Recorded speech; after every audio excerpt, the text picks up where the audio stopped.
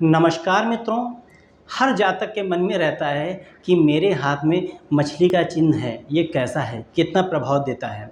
मछली का चिन्ह कहा जाए मत्स्य रेखा। हम मत्स्य रेखा को कैसे पहचाने, सबसे बड़ा ये कारण है क्योंकि लोग क्या है, द्वीप को भी मत्स्य रेखा मान लेते हैं और मत्स्य रेखा को भी द्वीप मान लेते हैं।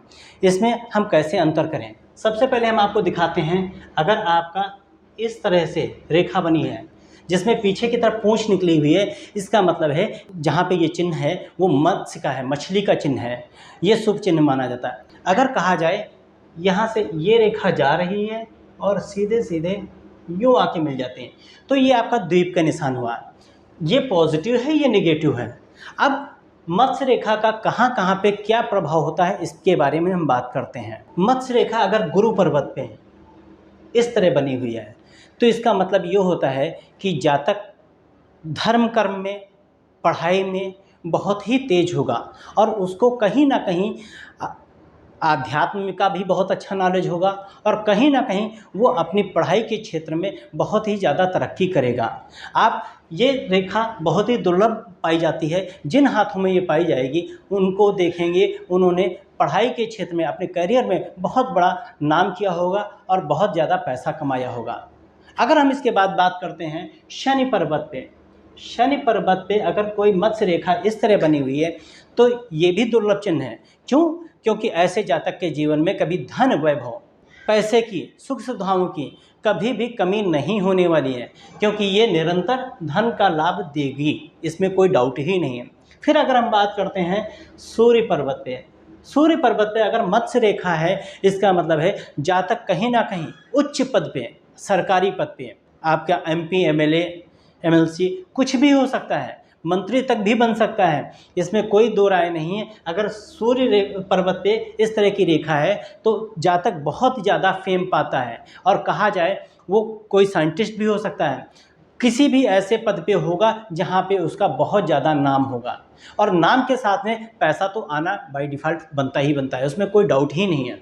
फिर अगर हम बात करते हैं अगर बुध पर्वत पे अगर ये आपका मत्स्य रेखा होती है, बुध पर्वत छोटी उंगली के ठीक नीचे वाला हिस्सा जो होता है बुध पर्वत होता है, अगर यहाँ पे मत्स्य रेखा बन रही है, इसका मतलब है कि ऐसे जातक कहीं ना कहीं साइंटिस्ट होंगे, खोजी प्रवृत्ति के होंगे या रिसर्चर कह सकते हैं। वो व्यापार में भी अपना कहीं ना कहीं शोध किया करते हैं, एक्सपेरिमेंट किया करते हैं, जिससे उनको बहुत ज़्यादा तरक्की मिलेगी और तरक्की के साथ में पैसा तो आना, क्योंकि आपका जो नीचे वाला हिस्सा होता है ये भौतिकता का होता है। जब भौतिकता के स्थान पर आपका मत्स्य रेखा होगी, इसका मतलब है जातक के जीवन में बहुत ज़्यादा लाभ होगा ही होगा। साथ में अगर हम बात करते हैं ये बाहरी मंगल पे अगर आप में मत्स्य रेखा होती है तो इसमें जातक को कहा जाए सेना में अगर होगा, आर्मी में कहीं होगा तो उसको बहुत ज़्यादा मान प्रतिष्ठा मिलेगी, सम्मान मिलेगा और साथ ही साथ में उसका कहा जाए कहीं ना कहीं उसका नाम बहुत ज़्यादा होगा।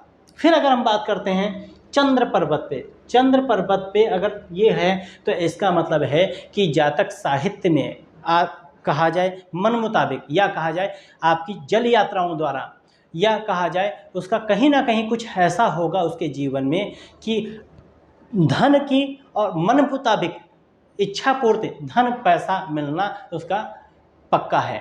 फिर अगर हम बात करते हैं केतु पर्वत, केतु का हिस्सा ये होता है, यहाँ पे कहा जाए मत्स्य रेखा मिलना बड़ा ही दुर्लभ रहता है, लेकिन जिनके होता है तो उनके जीवन में आप आंख बंद करके कह सकते हैं कि बचपन से ही उनके जीवन में कभी भी धन की कभी कमी होने ही वाली नहीं है, उनके जीवन में हमेशा धन बना ही रहेगा।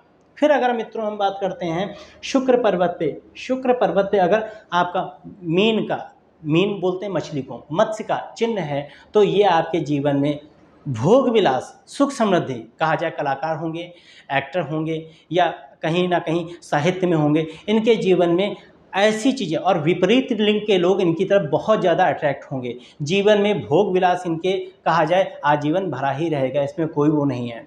फिर अगर हम मित्रों बात करते हैं कि अगर मत्स्य रेखा है तो अच्छी बात है, लेकिन मत्स्य रेखा होने के बाद में अगर अपना प्रभाव नहीं दे पा रही तो इसका क्या कारण है। मित्रों ये आपकी जीवन रेखा हो गई, ये मस्तिष्क रेखा, ये हृदय रेखा। अगर मान लीजिए आपके मस्तिष्क पे ये आपकी मत्स्य रेखा बन गई तो इसको हम अशुभ मानेंगे।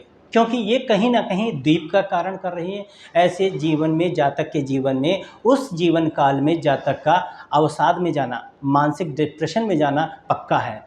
या कहा जाए आगे चल के यहाँ पे इस तरह की मत्स्य रेखा बन रही है, तो ऐसे में जातक इस एज में बहुत ज़्यादा परेशानी का शिकार होगा।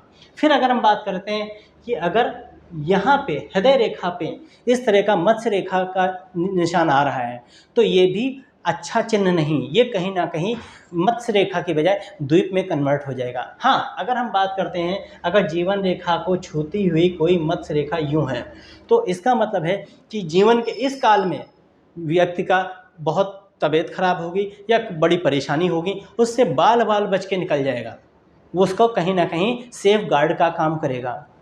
मित्रों, अगर हम बात करते हैं कि मत्स्य रेखा का चिन्ह किस तरफ होना चाहिए, अगर हम मान लेते हैं मत्स्य रेखा का चिन्ह इस तरह है केतु पर्वत पे, तो ये आपका अच्छा चिन्ह नहीं माना जाएगा।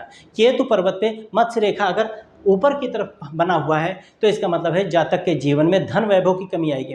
अगर उल्टा चिन्ह बना हुआ है, इसका मतलब है जातक के जीवन में पैसा तो होगा, लेकिन कब होगा, बहुत परिश्रम करने के बाद उसके जीवन में पैसा आएगा। फिर अगर हम मित्रों एक चीज़ और बात करते हैं, अगर केतु पर्वत पे मत्स्य रेखा गुरु पर्वत की तरफ मुंह किए हुए है, इसका मतलब है जातक को आध्यात्म से, शिक्षा द्वारा कहीं ना कहीं उसका धन लाभ होगा। अगर इसी का मुंह आपका शनि पर्वत की तरफ हो, तो जातक के जीवन में आपका कहा जाए धन जो होगा आएगा और सुख सुविधाओं द्वारा आएगा। फिर अगर हम बात करते हैं मत्स्य रेखा का मुंह जो है सूर्य पर्वत की तरफ है, तो उसको पैसे के साथ में ख्याति मिलेगी और ख्याति के साथ में उसको धन संपदा भी मिलेगी। फिर अगर कहा जाए मत्स्य रेखा का मुंह बुध पर्वत की तरफ हो, तो व्यवसाय द्वारा उसको बहुत ज़्यादा धन का अर्जन होता है। मित्रों, अगर आपको हमारा ये वीडियो अच्छा लगे तो ज़्यादा शेयर करिए, लाइक करिए, कमेंट करिए। अगर आपके मन में कोई क्वेश्चन है तो स्क्रीन पे दिए हुए नंबर पे आप हमसे संपर्क कर सकते हैं और हमारे YouTube चैनल को सब्सक्राइब करना मत भूलिए।